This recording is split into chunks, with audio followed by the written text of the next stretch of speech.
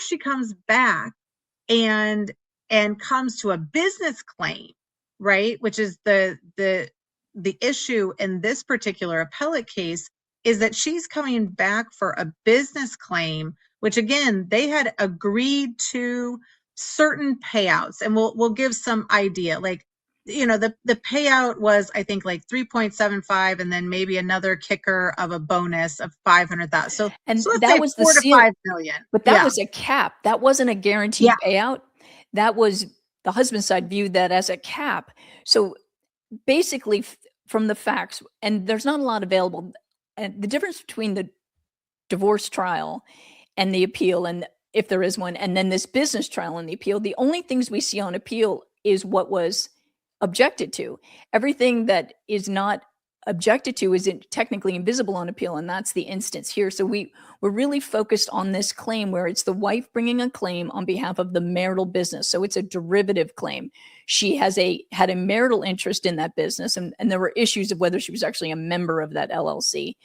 So on appeal, at the divorce trial, at the business trial, it's a 2-week jury trial, including many claims, and she wins with the jury on many things. But the appeal is focused on 3 issues surrounding this derivative claim, because that was the big ticket within the jury's verdict. And it was obvious that the husband would have appealed it. But all of this turns on the memorandum of agreement. And one fact I want to throw out there, it's important to keep in mind when business interests collide with a divorce, anything you negotiate and agree to early on is a binding contract. And that's why it's so important, if the business is a significant asset in a divorce, to make sure you have the representation to give you the information before you agree to anything about the business. That's the opposite of what happened here. And that memorandum of agreement, that term sheet, had binding terms that no one could change without husband and wife both agreeing. And so that's what's really the limiting factor later on. And then the crazy part is that, this is between like a couple $1 million, which was agreed upon in this contract of like what would happen after the divorce, based on the success of the business, based on investors and things like that, to a 50+ million in, award from a jury in this derivative case, right? And so like that's how different the numbers were. So anytime you're going to have a 50+ million, award, you're going to go to appeal, right? Absolutely. And so then the appeal is where it kind of gets interesting and starts to break down. And again, like it's so in depth that I think that even as business valuation experts start to look at this case, it's going to just create so many questions, so many like concerns, like how did we get to this point? How did they get it wrong? How did they, is it even right at this point?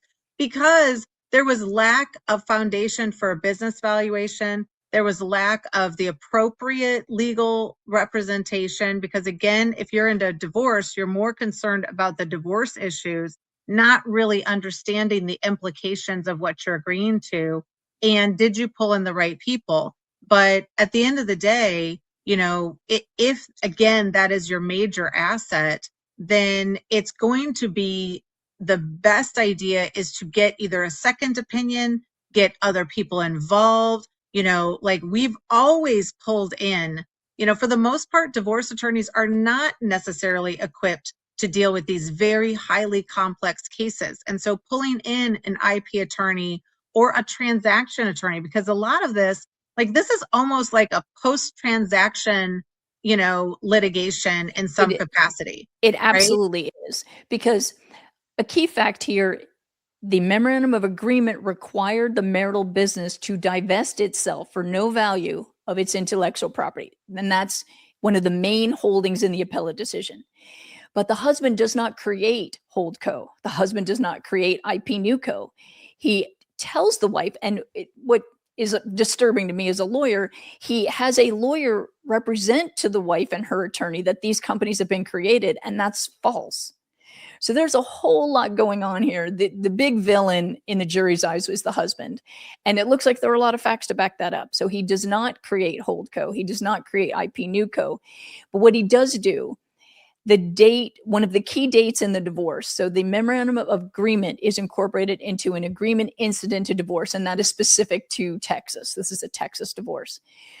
It's incorporated into the agreement incident to divorce. It's an agreed divorce decree. That same day, the husband incorporates what will become his wildly successful post-divorce business in Wyoming. So the same day he signs the agreement incident to divorce, he's already taking steps to do something. And the issue is, are they totally different businesses? That's the husband's argument. Or are they really an extension of each other? That's the wife's argument. Or are they somewhere in between? We have evidence in the appellate briefing and the appellate case itself that there's overlap. But the appellate court disagrees with the wife and agrees with the husband that based on these being separate corporate entities and the marital business simply giving away its being required to give away its intellectual property, it just pulled the rug out from under the wife's derivative claim on appeal.